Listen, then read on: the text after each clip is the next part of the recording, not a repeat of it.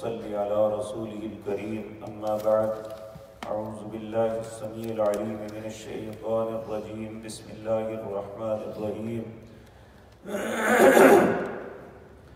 لا اکراہ فی الدین قد تبین الرشد من الغی فمن یکفر بالطاغوت ویؤمن باللہ فقد استمسک بالعروۃ الوثقی لا انفصام لها واللہ سمیع علیم اللہ ولی الذین آمنوا یخرجهم من الظلمات الى النور والذین کفروا اولیاؤهم الطاغوت یخرجونهم من النور الى الظلمات اولئک اصحاب النار هم فیها خالدون۔ حضرات محترم، اللہ رب العزت نے آیت الکرسی کے اندر اپنی 10 صفات کا تذکرہ کر کے یہ بات بتلائی سمجھائی ہمیں کہ اللہ وہ ذات پاک ہے، لا الہ الا ہو، کہ اس کے علاوہ تمہارا کوئی الہ نہیں ہے۔ اور یہ بات ذہن میں رکھیں کہ اللہ رب العزت کبھی بھی زبردستی کسی کو منوانا نہیں چاہتے۔ یہ فرمایا لا اکراہ فی الدین، دین میں زبردستی نہیں ہے۔ لیکن میرے عزیز بھائیوں، ہم لوگ اس آیت کے متعلق اتنی بڑی غلط فہمی کا شکار ہیں کہ العیاذ باللہ ہم سمجھتے ہیں کہ مسلمان رہتے ہوئے کسی کا دل چاہتا ہے دین پہ عمل کرے، جس کا دل نہیں چاہتا وہ نہ کرے۔ یہ غلط ہے بالکل۔ حقیقتاً اس آیت کا شان نزول یہ تھا کہ مدینے کے اندر جو لوگ تھے ان میں اگر کسی کے گھر بچہ پیدا ہو کے فوت ہو جاتا تو پھر وہ یہ منت مانتے، اگر ہمارا بچہ بچ گیا تو ہم اسے یہودی بنا دیں گے۔ اور یہ سوچ جاہلیت کی زمانے کی اب بھی ہے کہ اب بھی بے شمار لوگ ایسی منتیں مانگتے ہیں جو حقیقتاً کفر پہ مبنی ہیں کہ اگر ہمارا بچہ زندہ بچ گیا تو ہم فلاں مزار پہ بیچ دیں گے۔ حتیٰ کہ گجرات میں لوگ اپنے بالکل صحیح بچوں کو ایک مزار پہ بیچتے ہیں جہاں لوہے کا خول ان کے سروں پہ ڈال دیا جاتا ہے۔ وہ ان کا جسم تو ڈیولپ کرتا ہے، سر جو ہے اسے بڑا نہیں ہونے دیتے، اور پھر انہیں سمجھتے ہیں کہ یہ فلاں بندے کے چوہے ہیں۔ العیاذ باللہ، یہ انسانی اتنی بڑی تذلیل ہے کہ جتنی کوئی نہیں۔ اسی طرح اس زمانے میں اہل مدینہ اپنے بچے اگر نہ بچتے تو کہتے یہودی بنا دیں گے اور یہودیوں کے حوالے کر دیتے، پھر یہودی ہی ان کی تربیت کرتے اور وہ یہودی مذہب کے اوپر اپنی زندگی گزارتے۔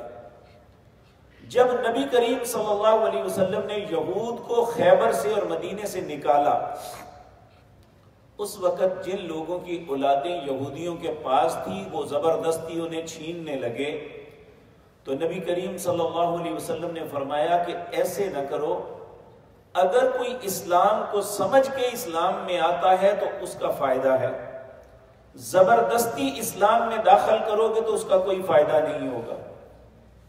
حقیقتاً لا اکراہ فی الدین اس کا معنی یہ ہے، حالانکہ ہم دیکھتے ہیں کہ اہل کفر ہمیشہ زبردستی اپنے دین میں داخل کرتے ہیں۔ اسپین میں جب عیسائیوں نے مسلمانوں کی حکومت کو ختم کیا تو انہوں نے بائی فورس اسلام پہ عمل کرنا بالکل بند کر دیا، ان پہ پابندی لگ گئی اور انہیں زبردستی عیسائی بنایا گیا۔ اسی طرح یہودی بھی اس طرح کرتے رہے، اور آج کے دور میں چائنا کے اندر یہ اور مسلمان جو ہیں ان کے بچوں کو جب وہ اسلام کو نہیں چھوڑا، انہوں نے سوشلزم کو نہیں قبول کیا، اپنے دین پہ قائم رہے، اب جس مسلمان کے گھر بچہ پیدا ہوتا ہے اس بچے کو سرکاری تحویل میں لے لیا جاتا ہے، پھر اس کی تربیت کفر پہ ہو رہی ہے۔ لیکن یہ یاد رکھیں ایسی باتوں سے اسلام کو دبایا نہیں جا سکتا۔ رشیا کے اندر 80 سال تک پورا جبر کیا گیا، اور رشیا کے لوگوں کی کیفیت یہ تھی کہ اگر کسی کے پاس قرآن یا کوئی مسجد کے میں چلا جاتا تو اس کی زندگی اس پہ تنگ کر دی جاتی۔ تو رشیا کے لوگوں نے اپنے دین پہ قائم رہنے کے لیے، انہیں قرآن پڑھنا نہیں آتا تھا، لیکن انہوں نے اپنے بچوں کو زبانی سکھاتے رہے کہ ان کے بچوں کو کوئی آیت پڑھے وہ آگے پڑھنا شروع کر دیتے ہیں، لیکن اگر ان کے سامنے قرآن رکھے تو وہ نہیں پڑھ سکتے۔ اور پھر جب پہلی دفعہ ماسکو میں آج سے 6 یا 7 سال پہلے انہوں نے اجازت دی کہ مسلمان اپنی ایک مسجد بنا لیں، جب یہ کمیونزم کا جو زور ٹوٹا تو اجازت دی گئی کہ تم نماز پڑھ لو، اور ماسکو جیسے شہر کے اندر 7 کلومیٹر تک مسلمان نمازی ہی نمازی تھے۔ اور آج نیا سروے یہ ہے کہ رشیا کی فوج کے اندر 40% وہ لوگ ہیں جو مسلمان ہیں۔ تو اسلام یہ نہیں چاہتا کہ زبردستی کسی کو اسلام میں داخل کیا جائے، اسلام یہ چاہتا ہے کہ جو اپنی مرضی سے اسلام کی حقانیت کو مان کے اسلام میں آتا ہے وہ آئے، زبردستی کسی کو داخل نہیں کرنا۔ لیکن اس کا یہ مطلب نہیں ہے کہ ایک بندہ مسلمان بھی کہلائے اور پھر وہ اسلامی زندگی نہ گزارے، اسلام یہ برداشت نہیں کرتا۔ اب دیکھیں کہ اسلام کے اندر مختلف جرائم کی سزائیں ہیں، اسلام میں نماز نہ پڑھنے کی سزا ہے، اسلام میں زکوٰۃ نہ دینے کی سزا ہے۔ تو اگر کوئی شخص اس آیت کو یہاں پہ لگائے گا تو وہ بہت بڑا بیوقوف ہوگا کہ وہ کہے کہ لو جی دین میں تو زبردستی نہیں ہے، یہ زبردستی میں نماز کیوں پڑھاتے ہیں؟ نبی کریم صلی اللہ علیہ وسلم نے ایک مرتبہ عشاء کی نماز پڑھائی، کچھ لوگوں کو دیکھا کہ وہ نماز میں شامل نہیں ہوئے، آپ نے فرمایا جو لوگ نماز کو باجماعت ادا کرنے کے لیے نہیں آئے، اگر مجھے ان کے گھر میں رہنے والی عورتیں اور بچے جن پہ نماز باجماعت فرض نہیں ہے مجھے ان کا ڈر نہ ہوتا تو میں جا کے ان کے گھروں کو ان کے سمیت آگ لگا دیتا کہ یہ انسان صحت مند تندرست ہے اور نماز پڑھنے کے لیے مسجد نہیں آئے۔ تو اس لیے یہ آیت ہمارا خصوصاً میڈیا یہ اس پہ بڑی شدمت کے ساتھ لوگوں کو کہتا ہے دیکھیں جی زبردستی پردہ کروانا، زبردستی یہ کرنا، زبردستی یہ کرنا۔ ایک بندہ یا تو اسلام سے نکل جائے، اگر وہ اسلام میں رہتا ہے تو اسے پابندی کرنی چاہیے۔ آپ دیکھیں دنیا میں جتنے بھی اچھے اسکول ہیں کیا یونیفارم کے بغیر کسی بچے کو داخل ہونے دیتے؟ ہم اس کو تسلیم کرتے ہیں کہ ان کا ایک ضابطہ قاعدہ قانون ہے کہ وہ یونیفارم کے بغیر اسکول میں نہیں داخل ہونے دیتے، وقت کے بغیر اسکول میں داخل نہیں ہونے دیتے۔ اگر ایک اچھی تعلیم کے لیے ہم اسکول کی قوانین کی پابندی کرتے ہیں تو ایک اچھا انسان جو مسلمان ہوتا ہے وہ بن کے ہم اس اپنے دین کی پابندی کیوں نہیں کریں گے؟ اگر وہ پابندی نہ کرنے کی وجہ سے سزا دیتے ہیں تو اگر اسلام دیتا ہے تو اسے جبر کیسے کہہ سکتے ہیں؟ تو یہ لا اکراہ فی الدین، دین میں زبردستی کا مطلب یہ ہے کہ انسان کوئی بھی زبردستی اسے دین میں داخل نہیں کیا جا سکتا، لیکن جو شخص اس دین میں داخل ہو جاتا ہے پھر اس دین کے مطابق زندگی گزارنا اس پہ فرض ہو جاتا ہے۔ اگر وہ ایسا نہیں کرتا تو اگر مملکت اسلامیہ ہے، اسلامی ملک ہے، حکمران اسلامی ہے، تو پھر اسے چاہیے کہ وہ اپنے لوگوں کو ہر طریقے سے جو اسلام نے طریقے بتائے اس کے مطابق، اسلام کے مطابق زندگی گزارنے کے لیے ان کی مدد کرے۔ اگر وہ نہیں گزارتے تو انہیں سزا دی جائے۔ آپ دیکھیں ماں باپ کو حکم ہے کہ اگر کسی کا بچہ 7 سال کا ہو جاتا ہے، نبی صلی اللہ علیہ وسلم نے فرمایا اسے نماز پڑھاؤ۔ اگر وہ نہیں پڑھتا تو ابھی سختی نہیں کر سکتے آپ، جب 10 سال کا ہو جائے تو یہ ایک شعور کی زندگی میں قدم رکھ لیتا ہے۔ پھر ماں باپ کو حکم ہے کہ اب مار کے پڑھاؤ، اب یہ نماز سے پیچھے رہے تو یہ برداشت نہیں کرنا۔ تو اس بات کو اپنے دین کے اوپر لے جانا، لو جی زبردستی نماز کیوں، زبردستی پردہ کیوں، زبردستی فلاں کیا کام کیوں؟ اگر نہیں کرنا تو اسلام سے نکل جائیں، جو مرضی کریں۔ اگر اسلام میں رہنا ہے تو اس کے قوانین کی پابندی کرنی پڑے گی۔ اللہ ہمیں توفیق عطا فرمائے۔ اور یہ بات یاد رکھیں، اگر ہم پابندی کریں گے تو اللہ پھر اس کا بدلہ بھی بہت عظیم دیتے ہیں۔ اللہ رب العزت فرماتے ہیں ان الذین قالوا ربنا اللہ، بے شک وہ لوگ جنہوں نے کہا ہمارا رب اللہ ہے، ثم استقاموا، پھر اس پہ جم گئے، انہیں کیا دوں گا؟ تتنزل علیہم الملائکہ، میں ان پہ فرشتے نازل کروں گا جو ان کی حفاظت کریں گے دنیا میں بھی اور آخرت میں۔ اللہ تخافوا ولا تحزنوا، ان پہ کوئی غم فکر نہیں ہوگا۔ وَأَبْشِرُوا بِالْجَنَّةِ الَّتِي كُنْتُمْ تُوعَدُونَ، پھر انہیں ایسی جنت عطا کروں گا جس کا ان کے ساتھ وعدہ کیا گیا ہے۔ نُزُلًا مِّنْ غَفُورٍ رَحِيمٍ، یہ مہمانی ہوگی ان کے رب کی طرف سے جو اللہ نے ان سے وعدہ کیا ہے۔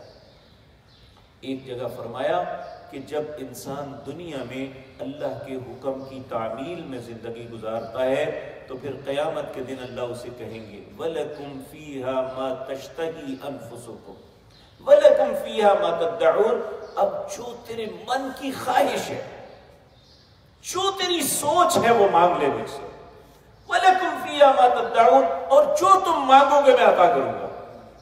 وہاں پہ کسی چیز پہ کراس نہیں ہے کہ یہ کر سکتے ہو یہ نہیں کر سکتے، بلکہ اس وقت جو انسان کی خواہش ہوگی اس کو پورا کیا جائے گا۔ تو آج اگر ہم اپنے دین کی پابندی کریں گے، کیونکہ ہم مسلمان ہیں، ہم نے شعوری طور پہ کلمہ پڑھا ہے، ہم اللہ کو رب مانتے ہیں، اس کے رسول صلی اللہ علیہ وسلم کو اپنا رہبر مانتے ہیں، اگر ہم اپنے اس دعوے میں سچے ہیں تو پھر اللہ اور اس کے رسول کی باتوں کو ماننا اور اس کے مطابق چلنا ضروری ہے۔ اسے یہ بہانہ کر کے لا اکراہ فی الدین، دین میں زبردستی نہیں ہے، یہ گندی سوچ ہے۔ پھر اللہ فرماتے ہیں لا اکراہ فی الدین، دین میں زبردستی نہیں ہے، لیکن قد تبین الرشد من الغی، میں نے واضح کر کے بتا دیا گمراہی کیا ہے اور ہدایت کیا ہے۔ قد تبین، تحقیق میں نے بیان کر دیا، رشد من الغی، ہدایت کیا ہے اور سرکشی بغاوت اور گمراہی کیا ہے، میں نے بتا دیا۔ اور پھر فرمایا فَمَن يَكْفُرْ بِالطَّاغُوتِ، طاغوت اللہ کے علاوہ کوئی بھی غلط کام کرے، غلط سوچ دے، غلط جو ہے گائیڈ کرے، وہ طاغوت ہے۔ کہا فَمَن يَكْفُرْ بِالطَّاغُوتِ، جس نے طاغوت کا انکار کیا، وَيُؤْمِن بِاللَّهِ، اور اللہ پہ ایمان لایا، جو رب نے کہا وہ مانا، فَقَدِ اسْتَمْسَكَ بِالْعُرْوَةِ الْوُثْقَىٰ، اس نے ایک مضبوط کڑا پکڑ لیا، لَا انفصام لَهَا، وہ کبھی بھی نہیں ٹوٹے گا۔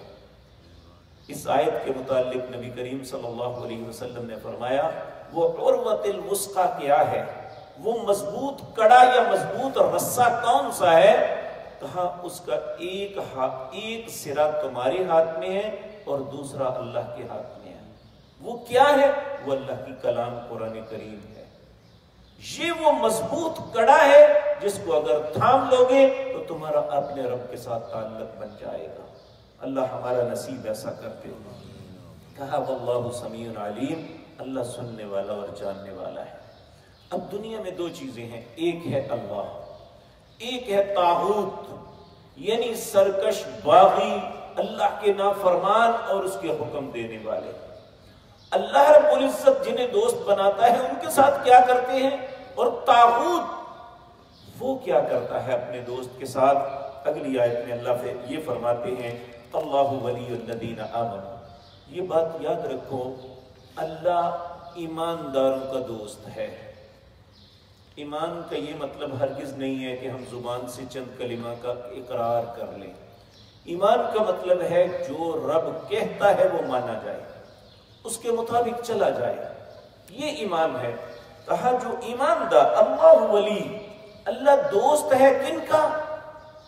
آمنو، جو ایمان لائے، یخرجہم من الظلمات الی النور، اللہ اپنے دوستوں کے ساتھ کیا کرتا ہے؟ انہیں گمراہیوں سے نکال کے روشنی یعنی ہدایت پہ لاتا ہے۔ اس کے برعکس والذین کفروا، جو لوگ اللہ کے حکموں کا انکار کرتے ہیں، کہا اولیاءہم الطاغوت، حقیقتاً وہ طاغوت کے دوست ہیں، وہ شیاطین کے دوست ہیں۔ کہا یخرجونہم من النور الی الظلمات، وہ اسے ہدایت سے نکال کے گمراہی میں لے جاتے ہیں۔ یہاں نور سے مراد ہدایت ہے، ظلمات سے مراد گمراہی ہے۔ تو اللہ جو ہے یہ گمراہی سے نکال کے ہدایت پہ لاتا ہے، اور طاغوت جو ہے یہ ہدایت سے انسان کو گمراہی کی طرف لے جاتے ہیں۔ اب انسان کا اختیار ہے یہ کہ وہ چاہے طاغوت کے پیچھے چل کے گمراہی کا رستہ اختیار کر لے، یا اللہ کو دوست بنا کے ہدایت کا رستہ اپنا لے۔ اب یہ انسان کی اپنی مرضی ہے، اللہ ہمیں بہتر رستہ چننے کی توفیق عطا فرمائے۔ کہا اولئک، جو لوگ طاغوت کا رستہ اختیار کرتے ہیں، اولئک اصحاب النار، وہ آگ والے ہیں، ہم فیہا خالدون، اس آگ میں ہمیشہ رہیں گے۔ اب یہ بھی بتا دیا کہ اللہ کا انکار کرنا، اس کے حکموں کا انکار کرنا، طاغوت کے پیچھے چلنا، یہ گمراہی اور ضلالت کا رستہ ہے، اور گمراہی اور ضلالت کا رستہ جو ہے یہ آگ کی طرف لے جاتا ہے، اور وہ آگ چند دن، چند منٹ یا چند سال نہیں، خالدین فیہا، اس میں ہم فیہا خالدون، وہ اس آگ کے اندر ہمیشہ رہنے والے ہیں۔ اللہ ہم سب کو محفوظ فرمائے۔ میرے عزیز بھائیو، نبی کریم صلی اللہ علیہ وسلم نے فرمایا، جو شخص 3 دفعہ صبح، 3 دفعہ شام کو اللہ سے ان کلمات کے ساتھ التجا کرتا ہے، اللہم اجرنی من النار، اللہم اجرنی من النار، اللہم اجرنی من النار، اے اللہ مجھے آگ سے بچا لے، اے اللہ مجھے آگ سے بچا لے، اے اللہ مجھے آگ سے بچا لے، ایک میں 7 مرتبہ بھی آتا ہے، تو جہنم خود اللہ سے التجا کرتی ہے، اے اللہ تیرا بندہ روزانہ صبح بھی اور شام بھی تجھ سے پناہ طلب کرتا ہے میرے متعلق، اے اللہ اسے اپنی پناہ دے دے۔ یعنی جہنم بھی اس بندے کے متعلق سفارش کرتی ہے۔ اس لیے ہمیں اپنی سوچ بنانی چاہیے، اپنا طریقہ کار ایک بنانا چاہیے، اپنا کردار بنانا چاہیے، تاکہ اللہ ہمیں بھی آگ سے بچا لے۔ اقول قولی ھذا واستغفر اللہ۔